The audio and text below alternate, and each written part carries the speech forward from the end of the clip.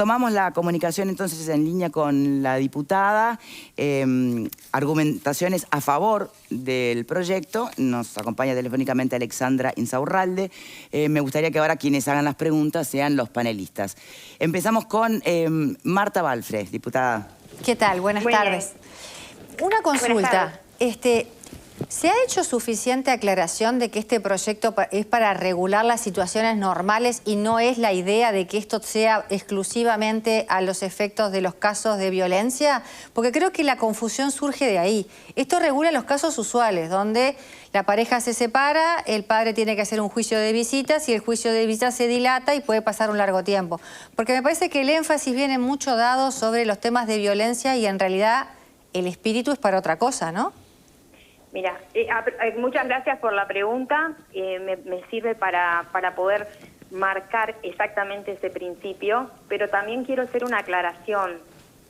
No solamente está previendo los casos sanos, de vínculos sanos, donde hay padres y familias que quieren mantener el vínculo con sus hijos y eso es bueno para sus hijos, sino que además no desprotege, y eso lo enfatizo, no desprotege las situaciones de violencia, en primer lugar, sino todo lo contrario, puede ser un resorte y una alerta frente a situaciones de violencia que son las más provenientes del entorno de la madre, ya sea de la madre, ya sea del padre, de la pareja de la madre. Eso los informes del CIPIAP lo establecen a texto expreso. Las situaciones de explotación de sexual por parte del padre, estamos en el entorno de un 4 en 1 contra un 17 a 21 de la pareja de la madre. Los niños que fallecen en manos de sus padres, en el caso de la madre son más, después las parejas de las madres y después en último escalón están los propios padres. Y los niños en una situación de tener la posibilidad de mantener su contacto, ya sea en tenencia compartida o en tenencia exclusiva pero con visitas por parte de los padres, esas son oportunidades de alerta frente a situaciones de violencia que los números marcan, reitero, que los padres no son los que más situaciones de violencia generan. Pero además, eso lo quería aclarar, es garantista aún respecto a las situaciones de violencia y te quiero marcar por qué. La ley de violencia de género lo establece claramente. Dice así, en los procesos por denuncia sobre violencia sexual no podrá disponerse la revinculación.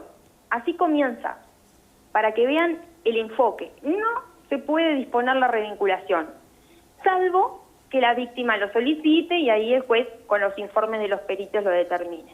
Pero el principio es, se desvincula, no se puede disponer la revinculación. ¿Qué es lo que hace frente a la misma situación? Este proyecto de ley cambia el enfoque, cambia el principio. Y lo que dice es, en esas situaciones, el juez va a valorar, bajo su más estricta responsabilidad funcional, si mantiene o no el régimen de tenencia que está vigente y si mantiene o no el sistema de visitas. Como principio se mantiene. Bueno, pero ¿y ahí no advierte un riesgo, diputada? ¿Cómo? Pero ¿y ahí no se advierte un riesgo? Porque en realidad se sigue exponiendo el niño a la eventualidad de que se confirme que el padre es un abusador. Y es la misma situación que en las situaciones de violencia de género. Vuelvo a lo mismo. ¿Por qué irnos a las situaciones de excepción cuando la mayoría de los casos estamos también generando violencia? Porque hay que ver las consecuencias de esta aplicación, cómo funciona hoy día la justicia. No se ha hecho ningún estudio serio de las causas de femicidios en Uruguay, ¿no? Hay muchos que trabajan y se agravian, y todos creo que nos agraviamos, pero hay personas que están más en la primera línea, pero nunca se hizo un estudio serio de las causas. En Estados Unidos sí, y en Estados Unidos señalaron que la principal causa de femicidios es lo que es la ruptura, los hogares fragmentados. Entonces, eso creo que también es importante. ¿Cómo crecen esos niños que son la gran mayoría? Porque volvemos siempre a las situaciones de excepción. Si yo te digo que ya en una situación de agresión comprobada, ya ni siquiera denuncia, agresión comprobada por la ley vigente, ya pasados 3 meses, el agresor se queda quietito, no hace nada, automáticamente se puede perfectamente recomponer el vínculo, porque lo dice la ley. Entonces, ¿qué tan garantista es? Yo creo que la oposición del Frente Amplio aquí es más ideológica que contundente. Pero, diputada, no es solo el Frente Amplio. Sí, no es solo el Frente Amplio que está en contra, ¿no? A ver, Verónica Morelli. Diputada, buenas tardes. Quería consultar, usted habla de la necesidad de proyectos académicos, de estudios académicos que respalden determinadas cosas. ¿Cuál es el estudio académico que respalda este proyecto? Porque si uno mira, está la Asociación de Magistrados, la Asociación de Defensores de Oficio, pero vamos también a UNICEF, a la Sociedad de Pediatría del Uruguay, a la Facultad de Medicina, y la lista es larguísima desde el ámbito de la academia y de las organizaciones sociales, diciendo justamente que este proyecto no brinda garantías para la situación, para los niños, para las situaciones de violencia y para las situaciones de abuso sexual. Pero tenemos voces también en contrario, que también nos han respaldado las posiciones respecto, fundamentando también ¿Cuáles son esas voces, proyecto. diputadas? Bueno, el doctor Cavalli, ¿no? Fue uno de ellos. Stop Abuso, ¿no? Todas las personas que están involucradas con esta institución también claramente nos señalan y trabajan con las situaciones de violencia infantil. Entonces son opiniones calificadas. Estamos hablando de personas que no las podemos nosotros desmerecer. ¿Hay algún estudio, algún dato estadístico? Ustedes hablan, por ejemplo, de denuncias falsas, dice que no se pueden probar, y entonces, ¿cuáles son los datos concretos que usa este proyecto como base? La enorme cantidad de situaciones donde se demanda la tenencia y la visita sin resultados. Eso es el afán que es lo que evidencia la necesidad de modificar la ley. Yo pregunto al revés, a la luz de la normativa que yo acabo de reseñar, ¿cuál es el inconveniente de poner el acento, de invertir el acento? Que en lugar de estar en la mujer o en el cónyuge agredido, llamémoslo así, tenga que estar en el niño. Que tenga un juez especialmente previsto, un juez de familia, que no va a ser el juez de violencia de género, para poder prever y disponer, en primer lugar, en segundo y en tercero, en función del interés del niño. Bien. ¿Quién dice y dónde dice este proyecto de ley que va a quedar al desamparo en situaciones de violencia o abuso sexual? Bien. ¿Dónde dice este proyecto de ley que las situaciones, ejemplo, ¿no? Nosotros salió en el diario El País una situación de una niña intoxicada con cocaína. A la madre se le retira la tenencia, sin embargo se le permite las visitas a los padres. Entonces, se mantiene el vínculo familiar. Hoy, con la normativa vigente que tenemos, a la inversa, esa situación no es posible. Entonces yo pregunto al revés, ¿qué pasa con todos esos niños que quedan rehenes de una ley que funciona mirando primero a la mujer? Entonces, el juez no puede ser imparcial, porque el principio de acuerdo a esa ley es creerle y disponer las medidas precautorias. En realidad es ley, no vamos a entrar a debatir sobre algo que ya que está, se podrá modificar algún día, pero está, pero en realidad también tenemos nuestras objeciones y creo que a la luz de los hechos ha demostrado que ha dejado el tendal de situaciones, de estas situaciones que, como yo les decía, son más de 1000 por año solamente en Montevideo, de padres y familias que reclaman la posibilidad de poder compartir con sus hijos. Bien. Entonces, a la luz de esto, evidentemente las normas vigentes no han sido suficientes. Y en materia de recursos... Diputada, si me permite, porque me encantaría que participaran todos los demás. Sí, cómo no, perdón. No, está bien, porque capaz que además la pregunta próxima va por ahí. Valeria Ripoll le quiere preguntar. Buenas tardes, diputada. Buenas tardes. Mi consulta es porque en realidad creo que en este debate se han mezclado cosas, porque en los vínculos sanos, donde los padres tienen una buena relación, está claro que la tenencia compartida ya existe. Esto no crea la tenencia compartida. Donde hay un buen vínculo y un acuerdo, la tenencia compartida hoy ya existe. Entonces, Yo lo que veo es que estamos enfocados nuevamente, como la ley basada, la ley de violencia de género, basada en género, es una ley y que pareciera que esa ley resuelve el problema. Cuando en realidad hoy la mayoría de los problemas que tenemos son de tiempos en los juzgados porque no hay recursos suficientes, no hay el personal suficiente y pareciera que este proyecto, más allá de que yo comparto la tenencia compartida y entiendo que no son 30 familias, son miles de familias las que viven esta situación, miles de abuelas, de padres que no pueden ver a los niños, entiendo que este proyecto por sí, sin presupuesto, no va a cambiar la realidad de los tiempos que tienen que esperar los padres para resolver estas situaciones. Y me parece que de eso no se habla. ¿Qué opina usted de esta situación? En primer lugar, sí se habla y en base a hechos concretos en relación a la rendición de cuentas. La última rendición de cuentas creó 30 cargos de defensores de oficio. Se va camino a mejorar el sistema de justicia. Pero ese argumento no resuelve los tiempos en los juzgados, ¿no? O sea, la cantidad de casos que tiene un juez, por ejemplo. Bueno, pero ese argumento, que es el que nos maneja la oposición, quienes se oponen a este proyecto, ese argumento no se tuvo en cuenta al momento de defender la ley de violencia de género. Tuvo que llegar este gobierno, se promulgó en el 2017, y tuvo que llegar este gobierno a ponerle presupuesto, que recién se están creando 3. Pero está claro que no está alcanzando ese presupuesto tampoco y en realidad estamos aprobando un nuevo proyecto con el mismo problema. No se dejó de crear la norma. Y acá, insisto, en primer lugar, Valeria, quiero señalarte lo siguiente. Este proyecto no impone la tenencia compartida, para que la gente lo tenga claro. Tal cual. Lo que hace es priorizarlo. Priorizarlo en base a un principio, que es el que menciona el artículo 1 y 2 del proyecto, de corresponsabilidad en la crianza, que le da nombre al proyecto. ¿Qué significa corresponsabilidad en la crianza? Es un elemento constitutivo de la patria potestad, no se pierde. Por más que las partes o la tenencia sea exclusiva de la madre o exclusiva del padre, ese principio no se pierde.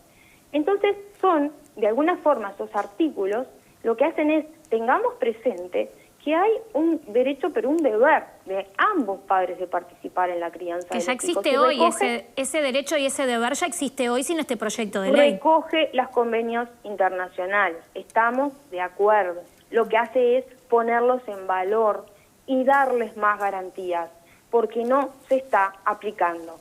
¿Por qué? Porque irrumpió una ley que coarta este derecho y el ejercicio de este deber. Porque, insisto, en primer lugar, este proyecto no desprotege en las situaciones de violencia o de abuso.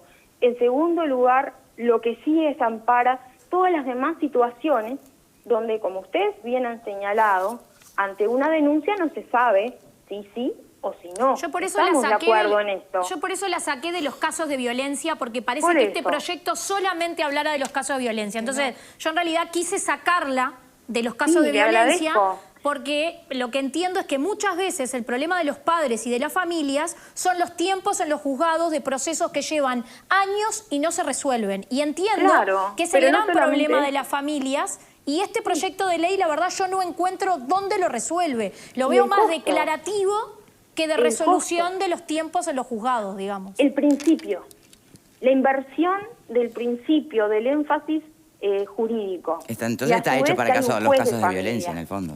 En el fondo hay que, explicitemos, hacen la diferencia en casos de violencia y denuncias. Pero no, si no, no es tan necesario. De esta familia, porque los colectivos que han venido acá... Es necesario porque al invertir, porque primero, no sé si quizá no he sido suficientemente clara, introduce otro actor de justicia fundamental, un juez de familia, que su principio de acción iba a estar específicamente destinado a tutelar el interés del menor primero, segundo y último. En el juez. Pero no es una pero ¿por qué dice crearlo si ya existen los jueces de familia? Claro, pero no intervienen en estos casos, se prioriza la intervención del juez. Por la ley de violencia de género, el juez especializado en género desvincula automáticamente y este proyecto a los padres. Va derecho a la familia.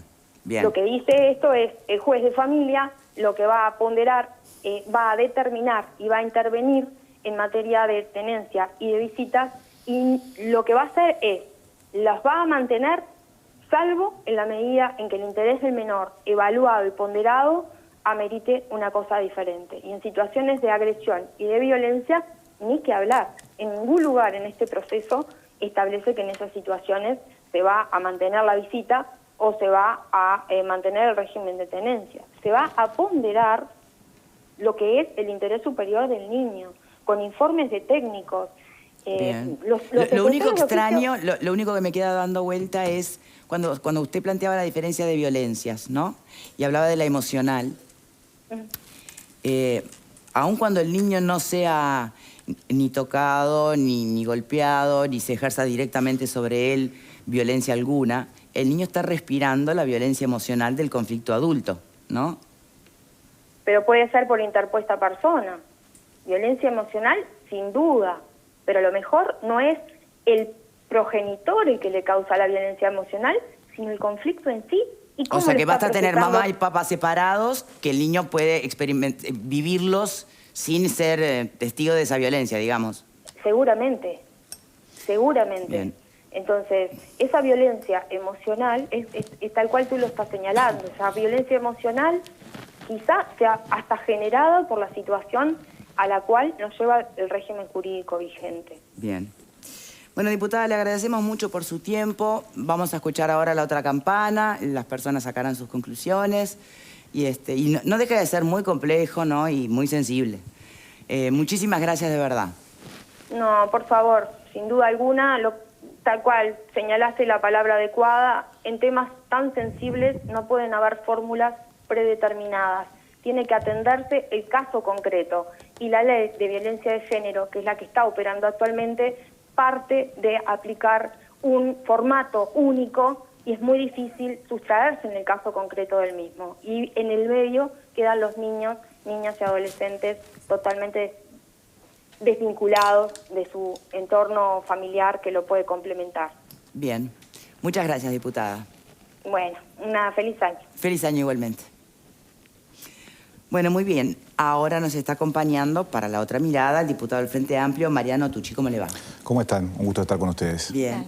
A mí, antes de entrar a la crítica o la observancia del proyecto en sí, me gustaría hacer una pregunta previa. Sí.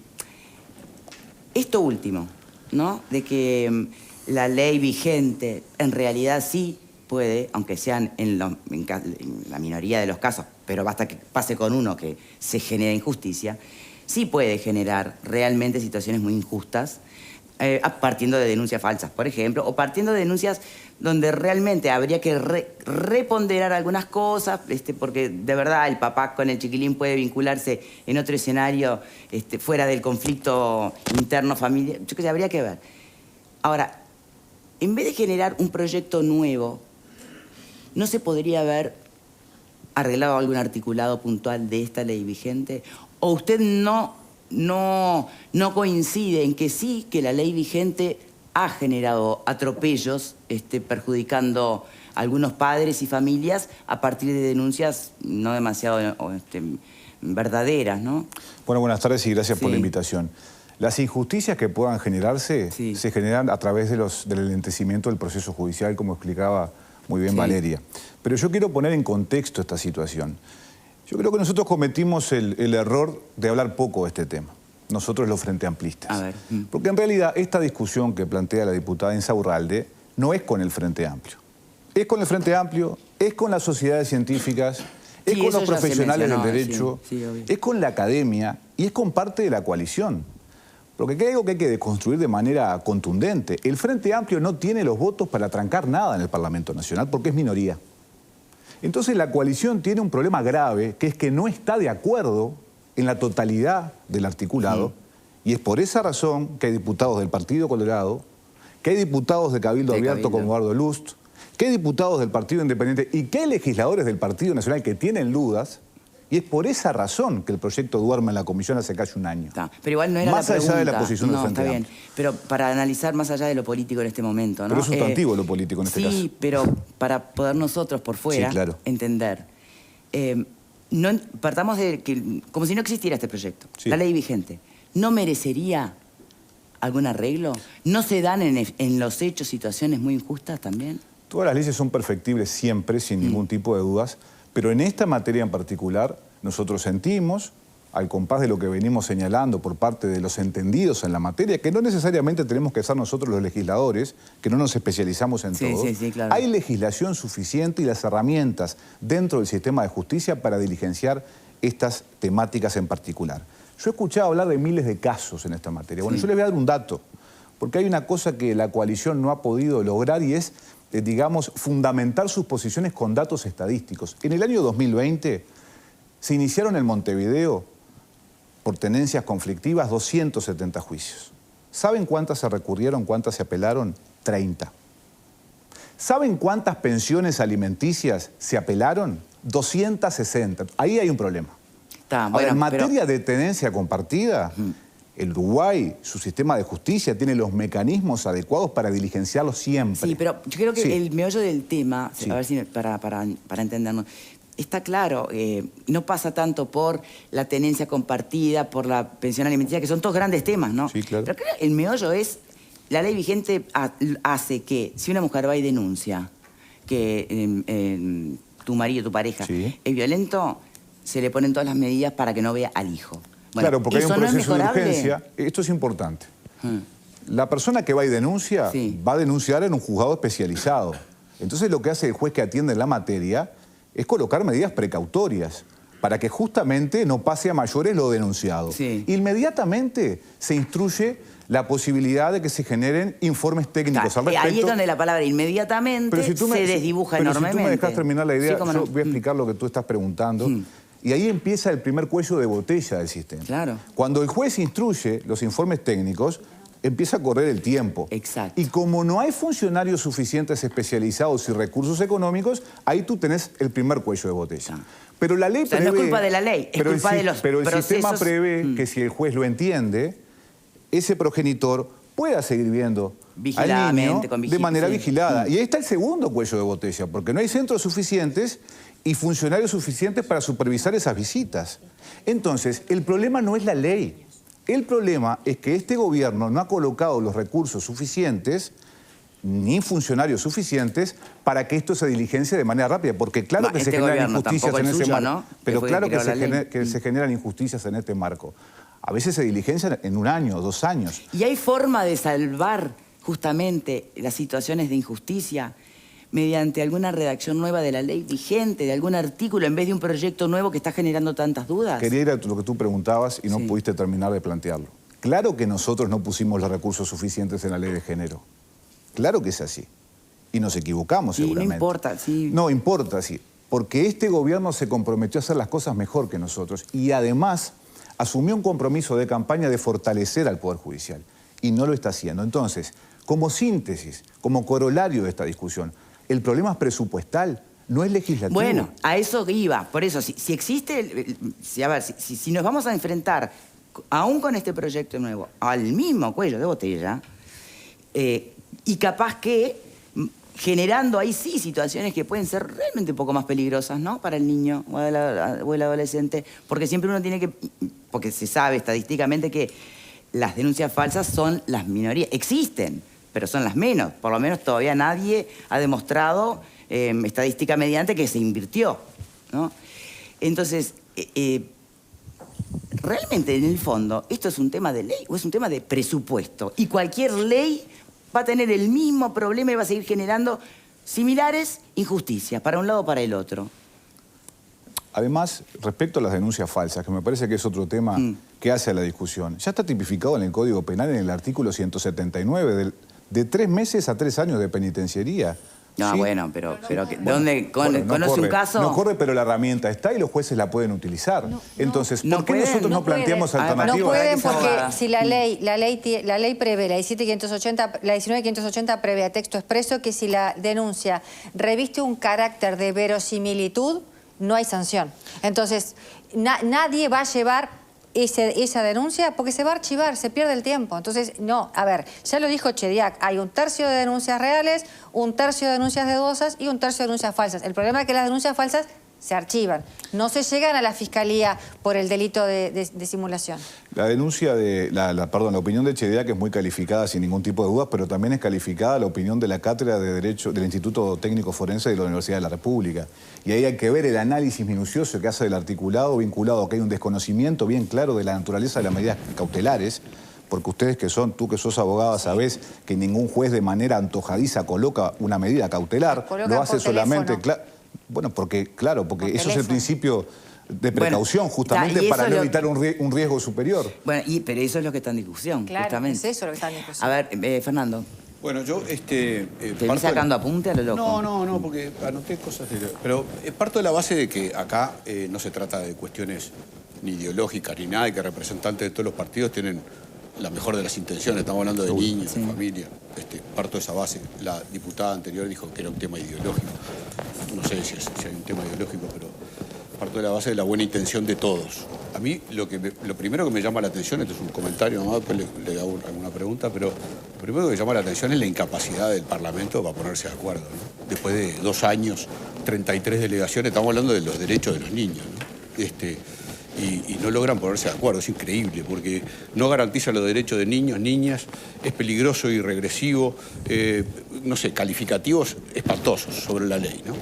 Y del otro lado, escuchábamos recién a la diputada Insaurralde diciendo que era garantista, diametralmente opuesto, ¿no? Es blanco y negro, es muy raro esta situación. Pero entonces, yo lo dije en su momento, la ley 19.580 para mí es un mamarracho en casi su totalidad, pero hay una parte, que Insaurralde ponía mucho énfasis en eso, la parte donde vulnera, desde mi punto de vista, los derechos y el principio de inocencia de los hombres, ¿no? Y está tan plasmado eso que por un lado, la mujer cuando denuncia por la ley 19.580. Y el hombre cuando denuncia por la ley 17.514. Ya hay una discrecionalidad ahí, una diferenciación o una discriminación en perjuicio del hombre que me parece... ¿Por qué se rige el hombre y la mujer por distintas normativas legales, ¿no? ¿Por qué? Acá no somos todos iguales a la ley, no. Te hacen una ley para hombres y otra ley para mujeres. Y eso me parece mal. Así ha pasado con las denuncias sobre violaciones y sobre todo. Y hay una cosa que dicen, es solo para 30 familias, se dijo en algún momento, ¿no? Si fuera para una, igual. Si fuera para una, estamos hablando de un niño que está impedido de ver a su papá o a su mamá o a quien sea. Y que se está afectando los derechos de ese niño, ¿no? Si fueran 30 o 300, no importa. La cantidad no importa. A mí me parece que lo que importa es las garantías, pero siempre, no las garantías para las mujeres y para los hombres no. El hombre, cuando denuncia, se le establecen medidas cautelares y solo entre adultos, nunca involucra a los hijos, la ley 17.514, ¿no? Mientras que la ley 19.580 le da a la mujer la absoluta razón en una violación o en un tema con los hijos o en cualquier tipo de denuncia. Entonces, yo no voy a pronunciarme sobre los contenidos de la ley porque ustedes hace 2 años que están trabajando y tenemos que aprender o escuchar las posiciones de ustedes, pero ahí no hay algo para corregir de lo que preguntaba Victoria de la ley 19.580. No, porque habrá partes de la ley, yo digo que es un mamarracho, pero no toda la ley. Quizás haya muchas cosas que valen la pena, pero esto no es donde Insaurralde se sustenta para decir es un tema ideológico. Lo que pasa, Fernando, que tenemos puntos de partida muy diferentes. Yo comparto parte de tu intervención, hay otra que no comparto. En primer lugar, tenemos problemas, es verdad, para ponernos de acuerdo en el Parlamento en general. Eso es una sintomatología de los últimos años del Parlamento Nacional que hay que corregir. Yo qué sé, si la inversión de Arasatí es mejor, pero en esto no. Lo que pasa es que hay que tener respeto, no lo digo por ti, de las posiciones de los partidos. Porque nosotros lo que estamos señalando con mucha contundencia es que el Uruguay ya resolvió este problema. Porque no es que decimos porque son 30 casos no importa, pero realmente hay 30 casos que se recurren. Perdón, pero no lo resolvió. Porque, pero bueno, pero déjame terminar, porque tú estás invocando el principio de inocencia. Anda la ley 19.580 y a ese aspecto, porque eso no es resolver pero no es lo que está en discusión. O no es la forma... ¿La ley de género no es lo que está en discusión hoy? Bueno, pero no es lo que está en discusión. Pero esta situación viene a corregir. Pero no, eso es una opinión. Bueno, pero viene a corregir. Está bien, pero no es lo que está en discusión.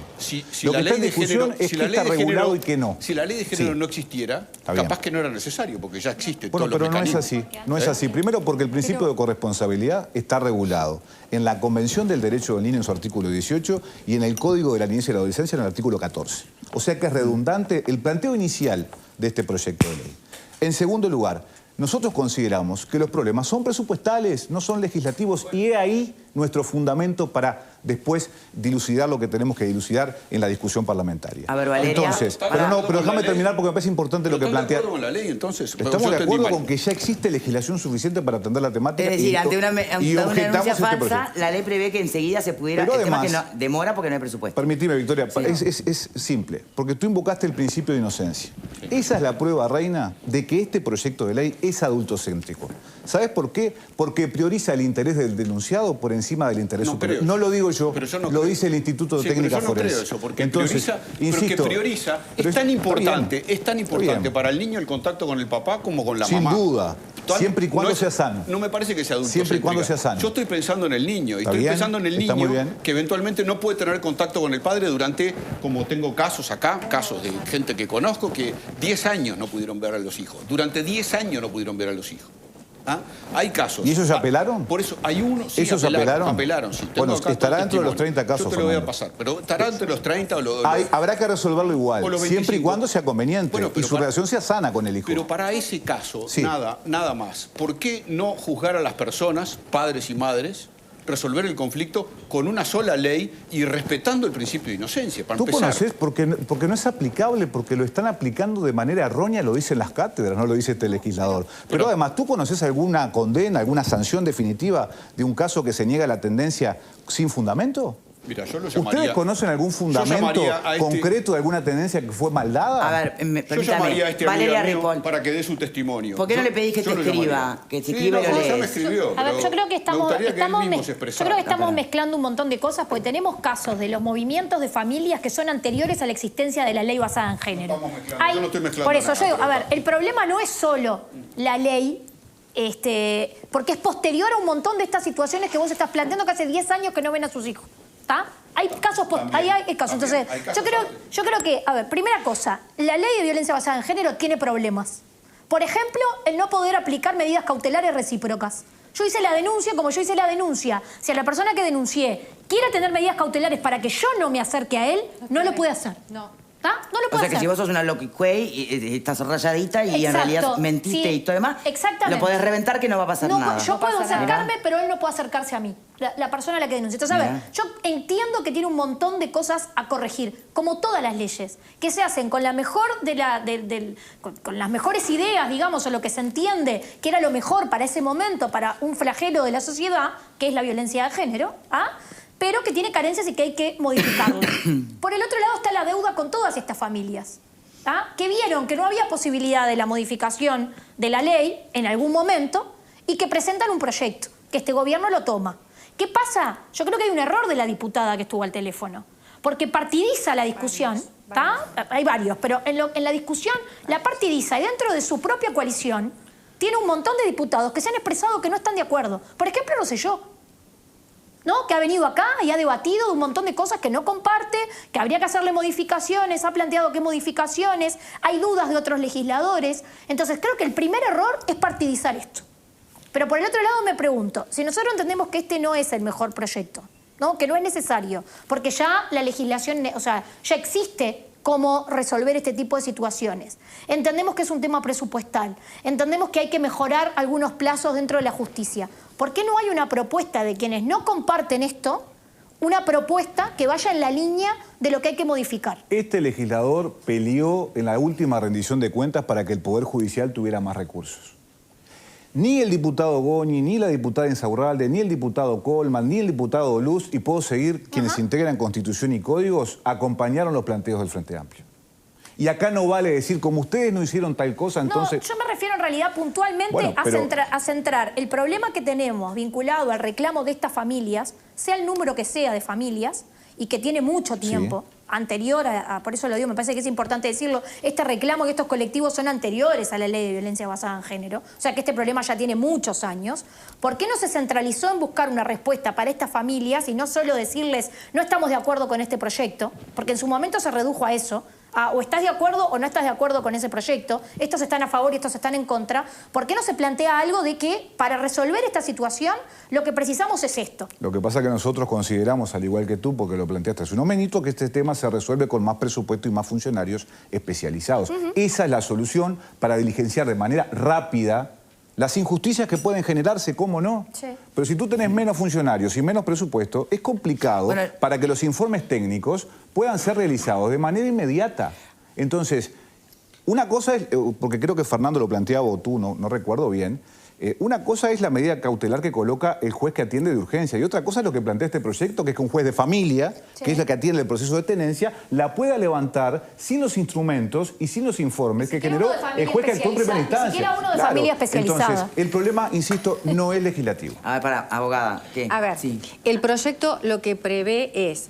El artículo 67 de la 19.580 prevé que frente a la denuncia de la mujer se suspende el régimen de visitas o el contacto paterno-filial por 3 meses sujeto a una pericia o que la voluntad del menor lo diga. La voluntad del menor rara vez lo va a decir porque está en el medio y la pericia puede llegar a demorar un montón de tiempo. Si el nene tiene 2 años y esto se extiende 1 año, obviamente el chiquilín no va a querer ver a su papá porque es un desconocido. Sí. Y los problemas se generan ahí. El tema es... Y yo creo que este proyecto lo que viene a corregir es este error, entre otros, de la 19.580. Fernando, lo que vos decías del principio de inocencia es real, eso ya se recurrió y en plano la Suprema Corte dijo que la situación de emergencia que vivía la sociedad ameritaba que se vulnerara el principio de inocencia de alguna forma. Arreglémoslo ahora. Se terminó el... Vuelvo al particular. Lo que se prevé es que en el caso del juez de familia pueda, con un proceso más completo, poder analizar con pericias y yo qué sé qué, si amerita mantener la suspensión o no. Eso no lo dice la ley. La ley habla en general de lo que hace el juez de familia. Está bien, pero no habla de ningún tipo de informe. No, lo que regula es la intervención del defensor, que es el encargado de tutelar esto. Que lo pone como auxiliar de un tribunal y que todos sabemos que ese no es el rol del defensor. El problema que sucede es que lo están mirando desde el lado de los defensores de oficio y no contemplan los casos donde los jueces nombran defensores privados para que atiendan estos casos que sí podrían hacer perfectamente este rol, porque todos sabemos que como no está regulada la tarea del defensor de los menores, hay algunos que trabajan muy bien y otros que conocen a los nenes 5 minutos antes de entrar. Entonces, lo que se prevé es eso. Lo que yo veo difícil es con la estructura que tienen los juzgados es que puedan responder en los plazos que prevé el proyecto. Eso es lo presupuestal. Ahora, eso es lo presupuestal. Me queda una duda que les pregunto al diputado y a Marta también. ¿Qué pasa cuando los plazos no se cumplen? O sea, terminan los plazos y no se ha dispuesto ningún informe especial. ¿Las visitas automáticamente se restablecen? Y bueno. Porque eso yo lo entendí. Eso yo lo entendí en el caso de la nota con la diputada y me parece que es allí donde están, sin duda, las alarmas que se encienden y me imagino que en eso habrán puesto también el énfasis las distintas asociaciones. Con la legislación vigente... Si lo que queremos es mejorar la situación, y el ejemplo que ella ponía, bueno, de una niña que se intoxicó con droga y que la madre puede seguirla viendo, yo creo que sin duda es una situación que no ofrece garantías a la niña, pero no queremos que eso se replique del otro lado. Porque si no, lo que estamos haciendo es un proyecto espejo del otro que replica también las injusticias y los errores del otro sin tener en el centro realmente la protección del niño. Con la legislación vigente, si no se hicieron las pericias, se prorrogan las medidas automáticamente. Exacto. Eso es con la situación vigente. Con este otro proyecto yo entiendo, si fuera el abogado de la otra parte, que caería y lo pido. Perfecto. Que vuelva a la revinculación. O sea que podemos tener denuncias en ese caso de violencia e incluso de abuso en las que cumplidos los plazos la justicia no pudo, no tuvo tiempo. El menor vuelve a tener contacto con quien lo abusó, lo maltrató. Vuelve automáticamente a tener contacto con el niño. Ese es el corazón del proyecto, Verónica. Yo creo que tenemos que apuntar ahí. El corazón del proyecto tiene que ver con que este proyecto de ley que impulsan algunos partidarios de la coalición deja que prevalezca el interés por la resolución de los conflictos de los adultos en detrimento del interés superior del niño. Y después, Fernando, habrán casos aislados, cómo no, que habrá que atender. Porque, insisto, ningún sistema en el mundo es perfecto. Siempre hay problemas. Ahora, nosotros lo que sostenemos, porque estamos convencidos, porque para este legislador es un tema de principios, que tenemos que velar por el interés superior de los niños, niñas y adolescentes que pueden quedar a la intemperie y desprotegidos si este proyecto prospera. E insisto, no es una opinión aislada, no es un grito en el desierto del Frente Amplio. Lo dice buena parte de la sociedad presentada y representada por más de 30 organizaciones de sociedades científicas, la academia, partidarias y sociales que participaron de este debate, que se desarrolló de manera adecuada, porque hay que hacer un reconocimiento al presidente de la comisión, más allá de que yo piense muy diferente a él en este tema, lo sometió de que fue realmente a quien quiso ir a la comisión. ¿Saben cuánta gente o cuántas organizaciones estuvieron a favor de este proyecto? Sí, ¿cuántas? De 33, 3. El presidente de la INAU y 2 organizaciones sociales que trabajan en la temática hace muchos años. ¿Están dispuestos, el Frente Amplio está dispuesto a modificar la ley de violencia de género en ese aspecto? En primer momento no está planteado, No está pero planteado. nosotros, naturalmente, como legisladores, estamos dispuestos a revisar el proyecto de ley que sea necesario siempre y cuando sea para pero mejorar. ¿Usted comparte que esa discriminación? Yo comparto que la ley con de el género hombre- no es el problema de lo que estamos hablando. Pero yo le pregunto, ¿comparte Sí. que el artículo de la ley de género que discrimina al hombre en O favor sea, que de la elimina mujer? el principio de inocencia, digamos. Sí. Es que yo ¿Está de considero acuerdo que con la ley eso? de género es una ley garantista. ¿Pero está de acuerdo con ese Absolutamente artículo? Ah, garantista. bueno, bien, está. Entonces no tomamos. Y esto no es hombres contra mujeres, y no es un tema ideológico. Yo también soy hombre y soy papá además. hay- Y soy papá además. hay una Entonces, cuestión ideológica, mi tarea, en primer lugar, es tener sentido común. Porque si vienen 33 organizaciones sociales con experticia en la temática a decirme esto está mal, No estoy y hablando solo de la menos ley. que tengo que hacer es por lo menos atenderla. Yo no estoy Cosa hablando que de el la ley. gobierno no está... No, yo sé que tú no. Yo estoy hablando pero cosa que el gobierno de no está ese haciendo. artículo Pero de no la ley vinimos de a hablar de género, ese tema. que me parece- Otro día me invita para No, hablar de la ley pero de lo género sacamos. y yo con mucho gusto No, pero me siento sacamos acá y lo- eso, pero y lo sacamos diligenciamos. eso, sacamos Pero eso. no es lo que está planteado por Bueno, parte pero- del pero gobierno. yo creo que sacamos eso y se corrige buena Pero parte. Fernando, pero no es lo que de está planteado. Bueno, ya. Si se No está plantea, lo planteado discutimos. no está planteado sacar este proyecto de ley si se modifica la ley basada en género. Nunca Está estuvo planteado arriba de la mesa. modificar el No, artículo no, 34 y el La 35 del pregunta CNA. sería, la No, pero pregunta sería... una ley se impone sobre otra ley. No, la pregunta Esta sería ley, si se animan a modificar la ley de Pero el género. planteo del Creo que está gobierno ahí no el es secreto. ese, es No modificar se el animan. artículo 34 y 35 del CNA. Esa no es la discusión, Fernando. Podemos discutirlo en otro momento sin ningún tipo de problema, pero el planteo concreto es el tema de la corresponsabilidad de crianza que hay, pero abrumadora legislación que la regula y de manera correcta. ¿por qué dicen que es regresivo? ¿Y a ti qué te parece cuando se desconocen las medidas cautelares que le pone un juez de urgencia a una persona que en definitiva fue violentada? No, pero eso ¿Pero te queda- parece adecuado que se regresivo, desconozca la naturaleza regresivo, jurídica protección Pero eso de las queda- medidas cautelares? Pero eso queda a criterio del No juez. queda criterio. Eso lo dicen los especialistas en la materia, lo dice el Instituto de Derecho Procesal, lo dice el Instituto de Técnica Forense, lo dicen los magistrados, lo dice UNICEF, no lo dice Mariano Tucci, que además está de Acaba de acuerdo. decir Marta, ¿no? Lo acaba de decir Marta. Que es Bueno. una mujer objetiva. Yo no voy a encontrar ahora, pero El problema de las medidas cautelares muchas veces es que las ponen por teléfono Están y los es eso lo que artículos. genera Esto problemas. es lo que. La y ahí discusión donde mayor nos- está en los artículos 4 Pero y 6. ahí aplica el principio, bueno, para esos artículos, Fernando, Están los 4 y creo 6. que hoy no están los votos. Son Bueno, los por más eso será discutidos. otro tema. si no Bueno, están pero los votos. eso es un tema que, O sea, honestamente, ahí sí se habría que podría- preguntarle a la coalición. ¿Qué va a ahí- hacer con eso? ahí por ejemplo, en la posibilidad de modificar artículos de la ley vigente, sobre todo el que tiene que ver con la presunción de inocencia, que se elimina, Vamos a anularla el tema es, directamente. Estaría bueno. ahí sí hay una cuestión ley- ideológica Sí, de la ley fondo. 19.560. En ese punto concreto Es ¿Qué no vas a me va a hacer, decir que Angela? no, diputado. ¿Qué Ahí vas a sí hacer? hay ¿A un... poner para- Señores, por favor. Si me puedo repetir porque no... Claro, escuché. el tema de que cuando se dice que no es ideológico el debate entre por qué sí y por qué no, este proyecto puntual, puede ser. Ahora, donde sí hay un componente ideológico muy fuerte es si vamos a analizar solamente la posibilidad de modificar la ley vigente de violencia de género, el artículo que remite a hacer la denuncia y se da por Pero eso culpable. no está planteado en esta discusión. No, lo estoy trayendo yo en este Ah, momento. está Entonces bien. ahí digo, ahí sí advierto que se cuela mucha ideología o mucha filosofía, ¿no? Filosofía yo creo que es, decime por qué lo vas a sustituir. Decime qué garantías les vas a dar a las mujeres que denuncian, a las personas que denuncian en este caso y que ponen esa denuncia y esa situación de violencia, pone en riesgo a esa persona y también a sus hijos. Hemos visto casos concretos. ¿Por qué lo vas a sustituir? Por la ¿Lo vas a sustituir? 17.514 mejorada. Bueno, A ver. perfecto. Por la Entonces, 17.514 mejorada. me parece porque que ahí está el La punto. ley 17.514 no era mala, era una buena ley. Lo que pasa es que se aspiró a sacar una ley más amplia que es muy programática, pero que en los hechos no funciona. Pero tiene varios problemas, más allá del presupuestal. Tiene el problema de que plantea un proceso inquisitivo cuando se fue al acusatorio. Tiene el problema que concentraría en el único juez tanto de las medidas cautelares, la visita, el divorcio y la parte penal. Pero eso no se puede implementar. Entonces es una implementación sui generis y trae los problemas que trae. Más allá de toda la ley, lo que plantea Victoria, yo creo que es la preocupación genuina de quienes genuinamente advertimos que hay un problema y un riesgo. Pero hay una realidad, ley si ustedes me permiten. andando. Hay una realidad. La ley de género no es necesaria en este momento. Es imprescindible, porque yo ayer vi sentado acá al ministro del Interior tal cual, sí. decir que está muy preocupado por la cantidad de casos de violencia doméstica. Y les voy a contar a ustedes, que seguramente lo sepan, que hay casi 400.000 gurises que viven situaciones de violencia intrafamiliar cotidianamente en nuestro país. ¿Cómo no vamos a proteger a las mujeres?